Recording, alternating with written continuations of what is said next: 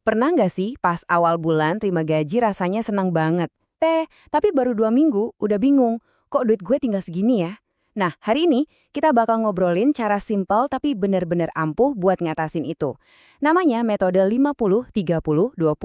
Yuk kita ubah kebingungan jadi kendali penuh atas keuangan kita. Tenang, Anda nggak sendirian kok. Istilah gaji cuma numpang lewat itu kayaknya udah jadi masalah umum ya. Kita udah kerja capek-capek, hasilnya kayak menguap gitu aja.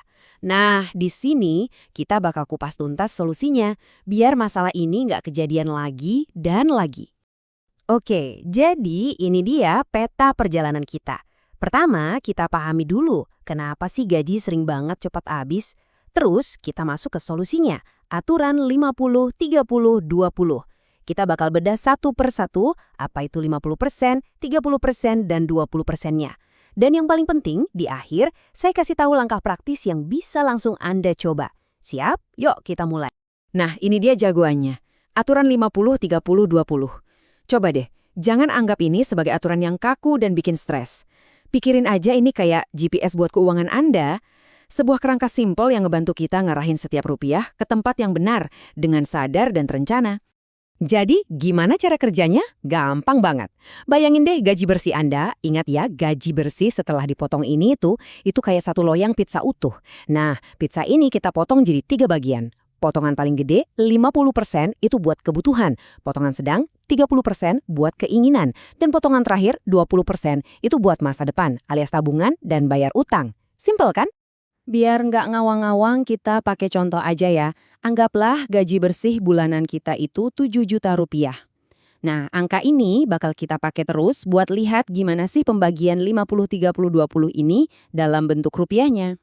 Oke, kita mulai dari yang paling dasar. Fondasinya keuangan kita. Porsi yang 50%. Ini dialokasikan buat kebutuhan pokok. Maksudnya, ya ini semua pengeluaran yang mau nggak mau, suka nggak suka, harus dibayar. Kalau gaji kita 7 juta berarti 50%-nya itu 3,5 juta rupiah. Nah, angka ini jadi patokan budget maksimal buat semua kebutuhan pokok kita tiap bulan. Terus, apa sih yang dimaksud kebutuhan itu? Cara bedanya gampang banget. Coba tanya ke diri sendiri.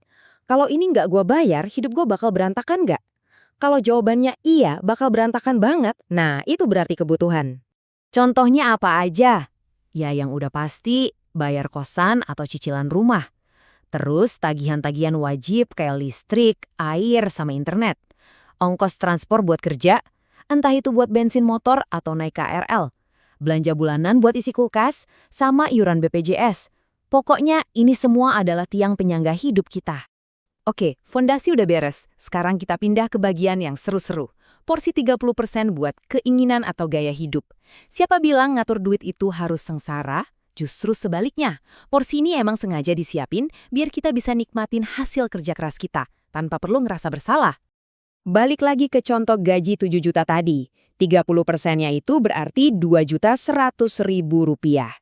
Anggap aja ini budget senang-senang kita tiap bulan. Duit buat hal-hal yang bikin hidup jadi lebih asyik dan berwarna. Lalu, apa bedanya keinginan sama kebutuhan? Gampangnya gini.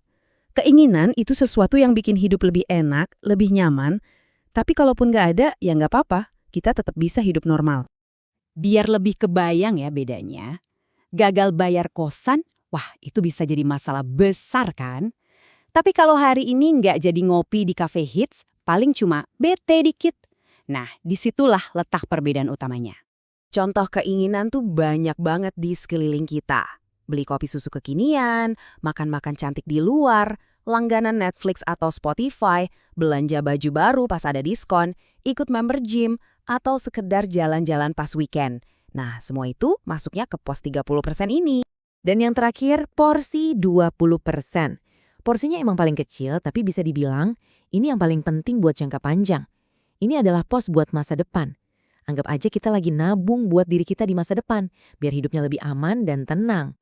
Dari gaji 7 juta, berarti ada 1.400.000 rupiah setiap bulan yang kita sisihkan ke sini. Mungkin kelihatannya nggak seberapa ya, tapi percaya deh kalau ini dilakuin terus-menerus, konsisten tiap bulan, efeknya di masa depan itu bakal wow, luar biasa. Pos 20% ini fungsinya ada dua. Pertama, buat membereskan masa lalu, alias lunasin utang-utang yang ada.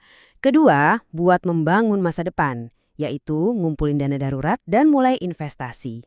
Jadi, duit ini bisa Anda pakai buat apa aja. Bisa buat nambahin bayaran cicilan biar cepat lunas, atau ini penting banget, buat ngisi rekening darurat yang isinya minimal 3 kali pengeluaran bulanan. Bisa juga buat nabung DP rumah atau buat nikah. Dan tentunya buat mulai investasi untuk persiapan pensiun nanti. Oke, kita udah bedah tuntas konsep 50, 30, dan 20-nya. Nah sekarang pertanyaannya, gimana cara mulainya? Ini dia rangkumannya kalau kita pakai contoh gaji 7 juta tadi. 3,5 juta buat kebutuhan pokok, 2,1 juta buat gaya hidup, dan 1,4 juta buat masa depan. Lihat kan? Jadi jelas banget. Nggak ada lagi tuh cerita uangnya lari kemana ya, karena kita udah kasih alamat buat setiap rupiah yang kita punya. Cara mulainya gimana? Cuma 3 langkah simpel. 1. Tracking. Coba deh selama sebulan ke depan, catat semua pengeluaran, sekecil apapun. Bisa pakai aplikasi di HP atau buku catatan biasa. 2. Kategorikan. Setelah sebulan datanya kekumpul, pilah-pilah tiap pengeluaran tadi. Ini masuk kebutuhan, keinginan, atau tabungan. Langkah ketiga, evaluasi dan sesuaikan. Coba lihat hasilnya gimana. Mungkin porsi keinginan kita bengkak ya. Ada nggak yang bisa dikurangin sedikit terus dialihkan buat nambahin porsi tabungan? Dan satu hal yang perlu banget ingat, bikin anggaran itu bukan buat nyiksa diri. Sama sekali bukan. Justru ini soal ngasih kekuatan ke diri sendiri. Ini cara kita ngasih izin buat jajan atau beli barang yang kita suka tanpa rasa was-was. Karena kita tahu, pos masa depan kita juga aman. Jadi pertanyaannya sekarang bukan lagi gimana caranya, tapi kapan mau mulai? Nggak usah muluk-muluk, coba pikirin satu langkah paling kecil apa yang bisa Anda lakuin minggu ini. Mungkin cuma download aplikasi pencatat keuangan, atau nyiapin buku catatan kecil. Mulai aja dari situ. Langkah kecil itu yang paling penting.